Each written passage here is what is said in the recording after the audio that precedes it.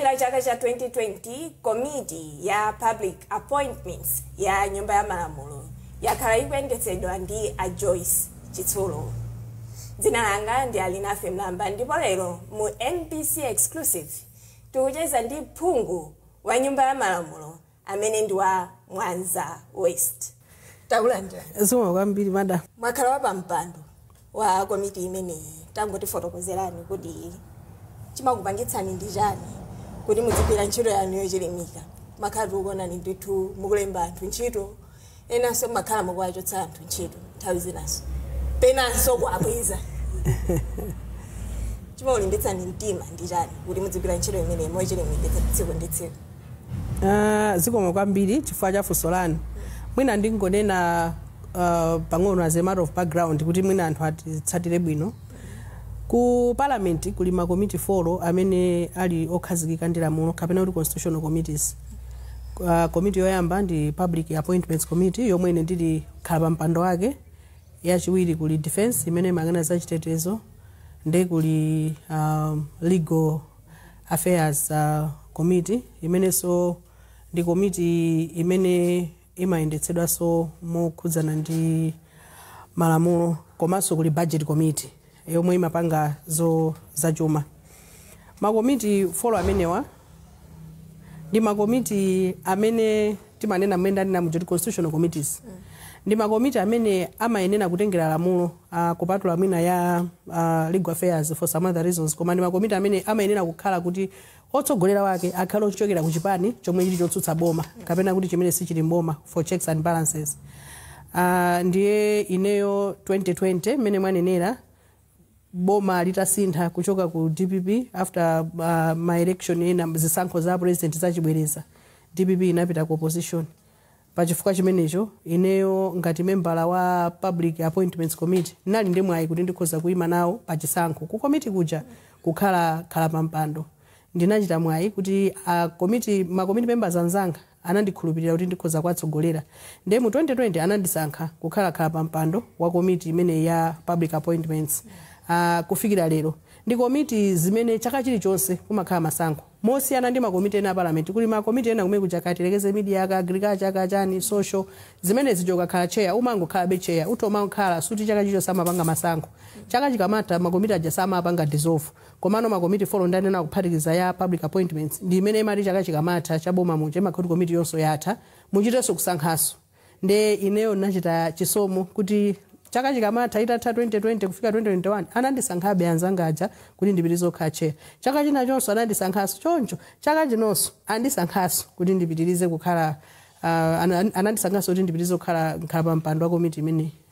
Ndiye chimene chimakulimbitsani mtima ndi chani kuti muzigwira ntchito molimbika? Well, si komiti yophweka nene choncho eti mene mwanenera muja kuti komiti imene ntchito yake nkulemba anthu kapena kuachotsa. Chimene chimachitika kwambiri a president a dziko akasankha munthu tiyelekeza akusankhani kuti amulamba ine yotufuna mupite mukakhale ambassador mukayimirire Malawi dziko lina lake, kapena akusankhani udindo ngati mwina ECB director kachani maudindo ena amene amayenera kuti president asankhe, komano komiti yathu imene kuti ivomereze kapena ikane. Ndiyeno chimene chimachitika ndicho kuti akasankha amabwera komiti kwathu kuti ife tidzaone kuti kodi asankha moyenera atsatira malamulo, munthu ali ndi zoyenera ali ndi experience. Komanso tisayiwale paja kuli 4060 makamaka mabodzi mwakamasankha mabodi anatsatira gender act kuti kodi 46 ayikwanitsa zinthu ngati zimenezo. Nde chimene chimandilimbitsa mtima, it's an exciting committee nsaname chifukwa choti inandiphunzitsa zambiri. Mmene ndinabwera kukhala MP olo ndisali MP mwina sindinkadziwa kuti kodi dziko kani timayendetsa chonchi.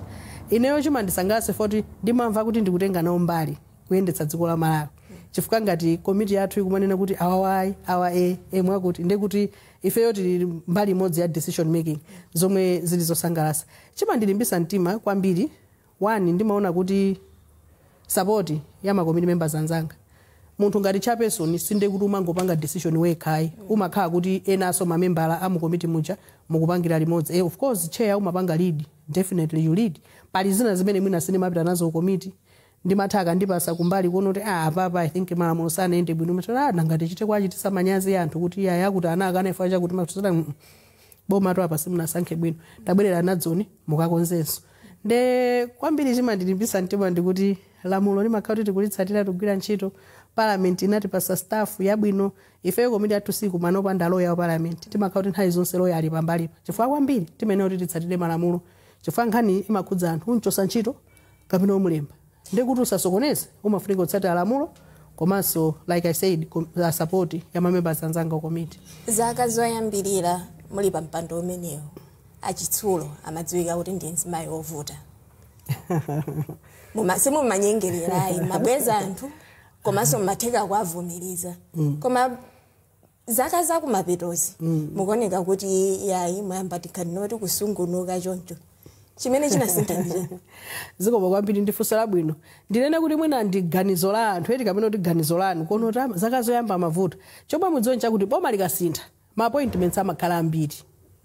chifukwa kuti makhala kuti mwajosa ajawa kubwera ndi awo ife apatikireni awo kuma embassy chonchena anapanga riko nde imakhala busy iye chifukwa kuti boma lasintha kumene nde mmene 2020 boma linabwera la new one la MCP definitely kunali ambiri owapanga recall from the embassies chani mwambiri mafuniko kuti mulembedwe anthu nde zinali zaka za busy ndi chifukwa chake mwina maona ngati kuti munali busy munali voko nde panopa mwapanga chifukwa kuti panopa even ma appointment achepano chifukwa panopa kuti mundifunse even tikamakumana tili ba appointment iliyonse imene tikuyena kuti tikapange mwina tikungodikira ACB director otherwise kulibenso ma appointments ngati imene amakhalira ambuyo kuti ndovuta inenso vuta ine tipangotsatira lamulo ineyo pamene ndikuona kuti lamulo silinatsatidwe sinimalola pamene ndikuona kuti lamulo latsatidwa limakhala bwino komanso mmene ndakuzirani muja kuti poyambirira timakondo mwina anthu tabweza ayi simunachite bwino chani you know alinafe it's embarrassing munthu kumapita kukapeza kuti media kuzuti alinafe ankana chifukwa choti alibe qualification yoyenera it's embarrassing even on you ndepe napakebe pa munthu nchifukwa nthawi zambiri ino pano nimati akandipasa appointment mwina ya munthu kachani normally as a chair chifukwa imamba yafikira kwa chair umaona kuti anapanga miti zoyenera boma latsatira ndondomeko so normally there are some other appointments zimene simungadziwe zimene ndabwezako kuti yayi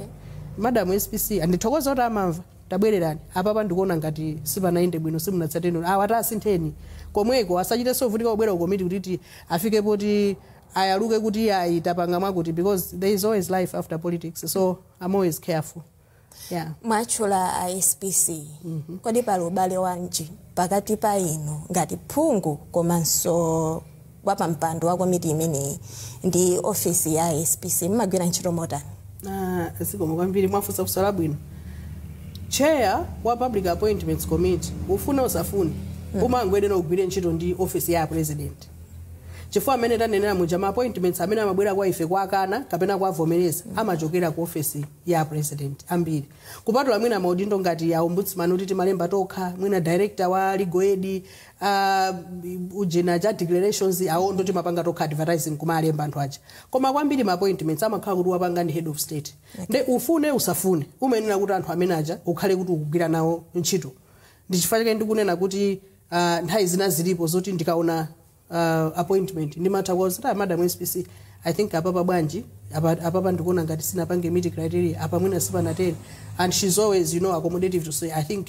it's making sense kusana ndi kuti munthu ankakamize kena kuti kamukani simachitisa manyazi so ubale olipo sizingatheke kuti ine ndigwire ntchito opanda office ya president sizingatheke ndinu phungu wa chipani cha DPP komanso pakati apa anthu ambiri akhala kunena kuti iyayi achitsulo akumakhala kutenga kwambiri mbali ya boma iyayi anthu amene akumaona zimene inu mukumachita komanso panani nthawi imene munanena pa msonkhano kunena kuti iyayi boma ndi lomweli munkatanthauza chani pamene funso labwino kwambiri ineyo ngati mmanditsatira bwinobwino alinafe muzaona kuti ineyo kwambiri ndimayika chitukuko patsogolo ndi chifukwa chake mu 2019 if not 2020 atawina atakhala pa mpando aboma lilipoli malemu vice president anali ndi achilima zimwe awuse mutendere anali ndi public lecture ku BICC ankakamba za mindset change ine napita ananditenga anzanga ona bodosi tiye tipite uku napita ndinkadziwa kuti nza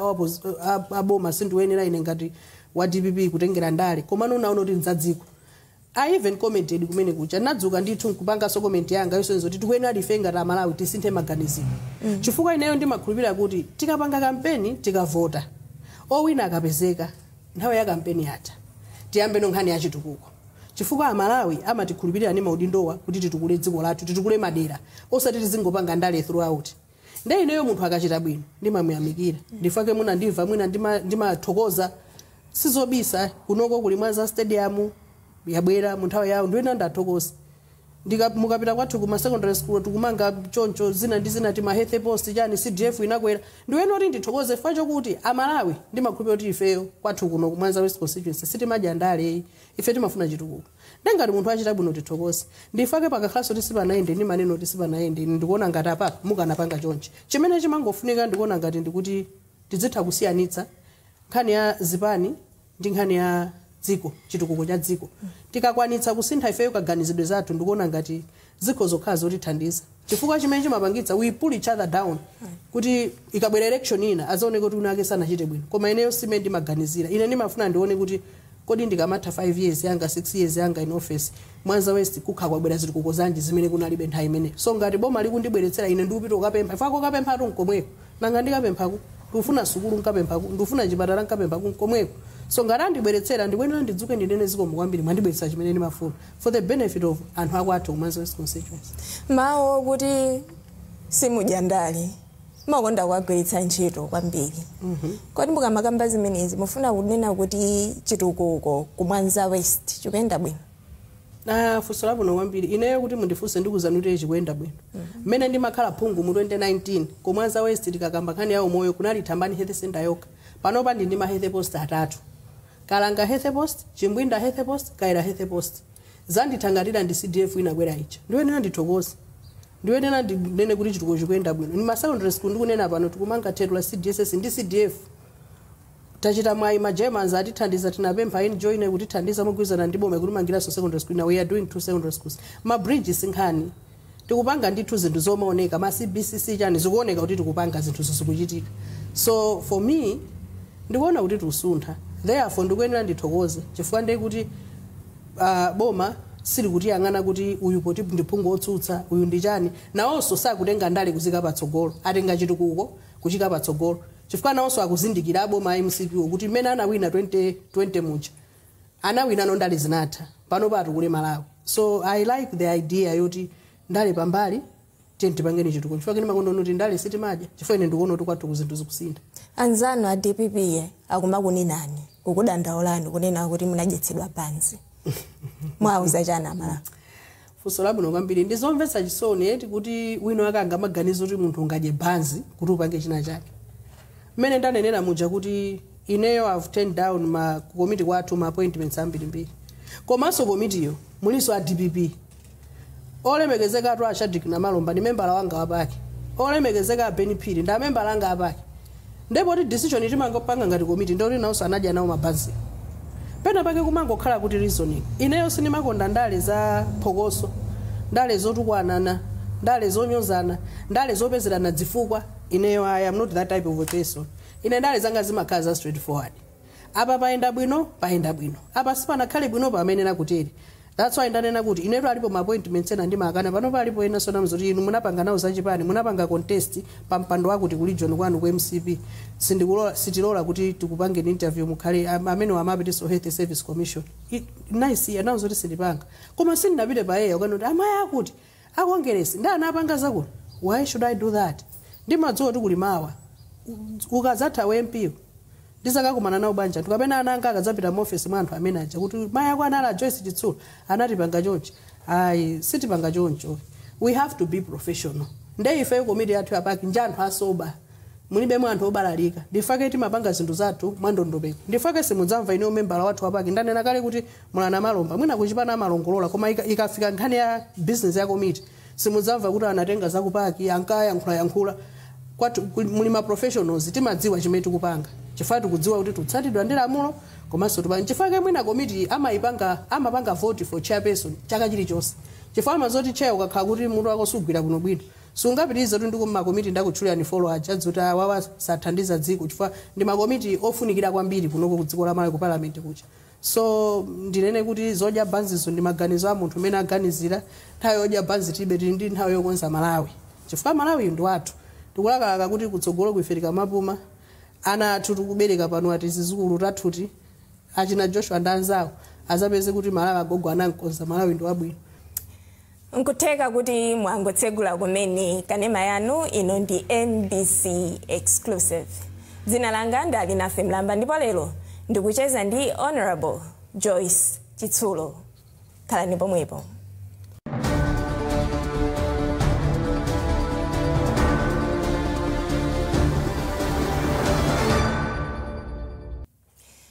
Tikupitirira ndi NBC exclusive ndipo dzina langa ndi Alinafe Mlamba.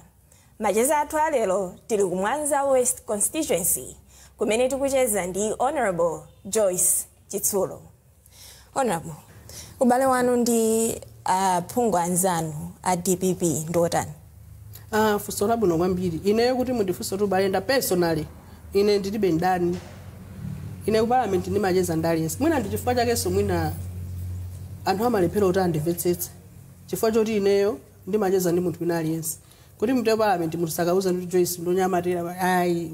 ali ndi vuto kandi wacha I go there. Tisangalale limodzi I still go kandi kukwati kwa munthu wa MCP ndipita kankwa kwa DPP ndilibe personal issue ndi munthu. Ineyo ndali ndimazitenga ngati imene umakhalira mpingo. Munthu ine ndino 7th day azinzanga kwambiri. Ndona Mondewere ona Bodosi ndakatolika osawa ndakatolika sangacho kweso katolika ndovutika nawe fama ikhulupirira kwambiri inenso yanga 7 imayikhulupirira kwambiri but we are best friends. Why ndimene ndimayonera ndale kuti ndale zili ngati imene makhala chalichi mutokosana machalichi koma ndikumacheza so sindimaona vuto olopa ng'ono kuti ine nditopanga interact ndi munthu achipani china ndimadabwaso anthu akamati anapita kukwati wa munthu wa MCP ndiye kuti walo wa MCP really seriously chifukwa ndi tufunika no mindset change tidzitho masiyanitsa chifukwa ukono ndiupita ngati munthu yondinzanga ndi wakuntchito kwaka limodzi mmene mwagwira inu ntchito ndazinzano inenso ma-MP anzanga ndimaona ngati ndi anzanga ogwira nawo ntchito ndesi ndingalephere kupanga nawo interact so relationship yanga ineyo ndimaona kuti ili bwinobwino unless mwina ngati mwina amaona kuti I know ena amayankhula koma no izizo ndi zawo koma ineyo ndibe vuto ndi munthu. Manena kuti ubale wanu unyumba ya Palamulo ndo abwino ndithu mumacheza ndi aphungu ambali ya boma komanso aphungu anzanu ambali yotsutsa pala anthu ena amanena kuti ndinunthira kuwiri mwauza chana Malawi? So labwino kwambiri ndikuona ngati kuti alipo anthu ena amene for lack of a better word mwina mitu yawo simagwira bwinobwino chifukwa munthu ukamacheza ndi munthu mmene ndanenera mucha kuti ndale zisatidanitse. Munthu kucheza ndi munthu sinde kuti uthira kuwiri ukakhala ukuthira kuwiri ndi kuti mwino matenga information kupita kwinako ine sindimakhala nawo kumakoka sa MCP ndinyamula mwanji nkhani za MCP briso DPP and it's very unlikely kuti sindimakhala nawo kumakoka sa DPP ndipanga bwanji kuti ndipite mbali nayo so kunena kuti ndinthira kuwiri I think ndi maganizo awo mene wamaganizira koma ineyo ndimaona kuti kwa ineyo ndale zisatidanitse ndipo siningasiye kucheza ndi phungu wina aliyense ndanena kale kuli mawa ndale zitu tidzizoona kuti mawa zimatha ndiye upange maudani ambirimbiri mawa UMP ukatha ndisapanga bwanji nkazafuna thandizo kwa munthu unoti ku parliament uchani madana naye komanso tonse ine I believe that we are a family, it's one big family parliament so tikuyenera kupanga relate kwa ineyo ndimaona kuti si issue. Ndakuwuzaniso ndikale kuti ine ndale zanga sizimakhala zodana ndi anthu zotukwana anthu zotani ayi mwina ifoti ndikakhala pa nsonkhano sinchula mayina awo anthu kwanyoza mwina chifukwa chake anthu amaona ngati ndikuthira kuwiri koma ine ndimangofuna kukhala smart chifukwa ndanena kale nthawi ya kampeni inatha nthawi ineyo ndi yachitukuko. Maneno ati mafuna kukhala smart koma ndinu phungu wa DPP chonsecho mumakhala critical kwambiri ndi zimene zimachitika ku chipani penanso matheka kuwapanga criticize a president a chipani chanu mumakwanitsa bwanji kupanga zimenezi? Funso labwino kwambiri mmene ndanenera muja kuti ineyo pamene chinthu chalakwika ndimanena zilibe ntchito kuti wapangayo ndi ndani koma ngati ndaona kuti chinthu chonse chinakhale bwino ndimanena kuti apapa chinthu sichinakhale bwino ndingokupatsani chitsanzo a president a chipani chathu apita Muthalika anapita kwane pansanja nkunena kuti awawa ndi ma candidate amene mutha kuwapanga tipita convention asupporteni amene mukufuna ntsatireni tidzapanga ine nasankha utsatira akondwani na nkhuma ndi zifukwa zanga zomwe ndinaonena kuti umumu muli utsogoleri ndinasankha zimenezo aliyense anasankha candidate amene amamufuna akakhala aganiza kuti ndifuna ndiyambirenso ndale ndibwerere pa president tinakhala ngati ife nowukira chifukwa chokuti tinapanga koma zinezo tanachitotuza kuti amene akufuna panganizi fenisi ndizayimaso so kwa ineyo ngati chinjoya kwani mene ndineno ta inu mesa munatere munatuza tuizi ndino ndero mukasintha amapanga choncho nde chifukwa choti ndimakhala straightforward ine saname am just a straightforward person chimene sichinandisangalatse ndimanena chimene ndachikonda ndimanena mwina non chifukwa chake ndimatha kupanga criticize zinthu ndikuona kuti apapa sizikuyenda bwino choti mudziwe ndi chakuti zipanitu olatsogoleri amaonongeka ndi anthu omango awombera m'manja zilizonse akapanga chinthu kwawombera m'manja kandi choyipa kwawombera m'manja zimene zija zimasokoneza atsogoleri nthawi zina atsogoleri tidzauza zoona tidzauza bwana kunja kukulizi bwana apa ndikuona ngati tikanatere bwana izi sizolondola apa mwachita bwino apa iyayi zimenezo zimathandiza koma kumangowombera manja ine am not that type of a person oti ndizingowombera manja atsogoleri ndimatsutsa pamene ndikuona kuti sipali bwino ndimavomereza pamenenso ndikuona kuti pali bwino ndi chifukwa chani simunalondole akondwani nakhumwa atasiya chipani cha DPP funso labwino kwambiri ineyo ndinazuza kuti ndi mmene ndinaonera ndale mmene zimakhalira ndanena kale my priority ndi chitukuko ndinapanga chisankho kuti 2025 ndidzakhala MP oyimapandeka chifukwa chani ndimafuna political independence kukuwuzani mosakubisirani nthawi zambiri anthu ku parliament kuja mwina timanena yesi ku mabiro amene sitimene onena yesi kapena no kuchimene sitimene akukana kungoti ifoti chipani chatuzo kuti mukanene no ukangonena yesi uli pa mlandu uchipani nde pali zina zimene umavomera zimene kunoti ine abale izizi sinimene oti ndipange chonchi chifukwa cha Malawi sinimene oti ndipange chonchi koma ndapanga chifukwa cha chipani nde ine ndinasankha kuti ine ndikuona ngati za chipanizi zindipasa busy ineyo bola ndikhale phungu oyimapandeka chimene ndaona kuti mparliament muja chabwera nchokomera Malawi ndichivomereze chimene ndaona kuti ichi chinchosa komera Malawi ndinenenso kuti ine ichi yayi chifukwa anthu akumwanza West constituency sichakomera komanso Malawi sichakomera nde kuti zimenezo zitheke sindikuyenera ndikhale ku chipani cha munthu nazo zoti ndifuna ndione 2025 I want to go ndekha ndione chipani cha munthu kusenza kuti chipani cha DPP ndi chipani cha munthu inu zimenezo zochitofusa zipani simaona kuti zipani zilipo kuti zipani zimaito zoti chichi chapa mtundu ichi chapa chibali ndifake mwina ina sangakhala president adzipani dzine ifa chili ndaye ni yache zangati choncho so ineyo naona kuti ine bwanji ndipange nozoti ndikhale pandekha ndatumikira Malawi momasuka chifukwa kuopana ukapolo mati ufune usafune upange cha chipani ukangopanda ukangoti tsikulina wanena no atakuzani kuti mukanenese kapena wanena yesa atati no akutukwana ma social media tatukwanika kwambiri ma social media chifukwa chongoima pa chilungamo ndene naona kuti bwanji ndikhale pandekha nzipanga sokomera anthu akumwanza West constituency pano panabwera andale sitija achipani ku DPP mwadziwitsa liti kuti iyayi ine ganizo langa ndilonena kuti ndikhale oyimapandeka funso labwino kwambiri ineyo ndimakhulupirira kuti munthu uzikhala wadongosolo mene ndadenera mujoti ine am always professional in my dealings a year ago so ndinayitana atsogolera DPP kunoko kumwanza West constituency agavana langa ndanakazika pasi nazo kuti ineyo ndapanga chisankho kuti 2025 ndizakhala MP oyimapandeka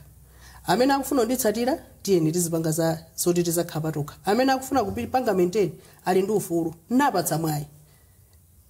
ambiri anandisatira timapanga naobe tinapanga fomu movement yathu abwenza Joyce Chitsulu abwenza chitukuko ndimene tikupanga nayo pa ground ndimene 2025 tikupitiriza nayo mwatsanzika kale ku chipani mimi ndinawatsazika ku constituency ine natsazika fene chipani nalowera constituency omweyo nayo uzaso kuti 2025 nawo zoti pano pandine phungu inde wa DPP koma come 2025 nanenera napasa malire ndiye nazo zoti mukonzetsereno kuti musazakhale kuti Joyce watipanga betray last minute hayi konzetserani 2025 ndi mapandeka zimenezo naneneratu chifukwa sindinafune kuti ndidzadzidzimutse kuti mwina adzidalirabe chani kena kwene nzango kuti vumbuluko hayi sindisamapanga choncho sinduzikhala mwadongoso ndale zimafunika ndalama ndiye apa manena kuti hayi chipani cha DPP mukuchitsika amene akuthandizeni tikaona pankhani za chuma ndi ndani funso labwino kwambiri ndipo ndalikonda anthu amaona ngati kuti ukayimira chipani ndi kuti chipani chimakuthandiza kaya mwina ineyo nali kesi yosiyana ineyo kuti ndiyimire DPP 2019 inali yokuti sikanali kwayamba inopanga contest sizobisaso mu 2014 I contested ndinkangofuna ndiyese I liked Joyce Banda her excellency former president nagwirirako ntchito ku project kwawo chani. So atakhala president ndinakhala ndi chidwi choti ndiyambe ndale. So I said no, let me help her. Ndiyimira ku Mwanza West ngati wa Joyce Banda People's Party. Sinawine, I came third. Koma naphunzira zambiri. Come 2019 sinachoke kuno ntaluza 2014 ndimakhalabe kuti ndikugwira zintchito zanga kuno chani choncho. Come 2019